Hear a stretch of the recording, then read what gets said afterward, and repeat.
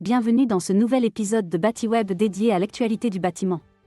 Aujourd'hui, on parle d'un sujet brûlant, la précarité énergétique. Et les chiffres font froid dans le dos.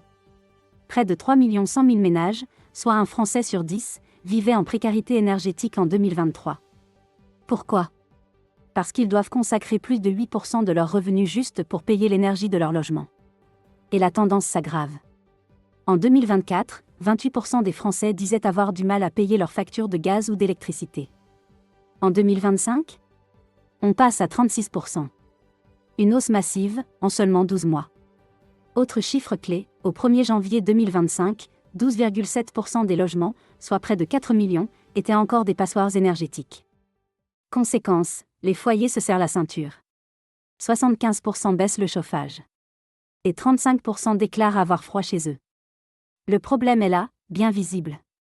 Mais les aides publiques, elles, diminuent. MaPrimeRénov'?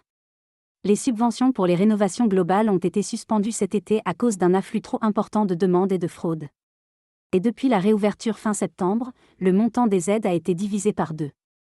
Un ménage très modeste touche désormais 32 000 € maximum, pour des travaux qui peuvent monter à 70 000 voire 90 000 €. Le compte n'y est clairement pas. Pire encore, le budget 2025 a déjà été réduit d'1 milliard d'euros, et le budget 2026 prévoit 500 millions de coupes supplémentaires. Face à cette situation, les associations sonnent l'alarme. Elles réclament un vrai retour aux ambitions initiales, un budget sincère de 4 milliards d'euros, ciblé sur les rénovations globales et les ménages les plus vulnérables. Et elles alertent aussi sur le chèque énergie. Pour elles, cette aide indispensable est délaissée depuis plusieurs années.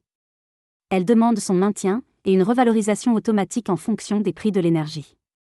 Car pour des millions de ménages, c'est vital.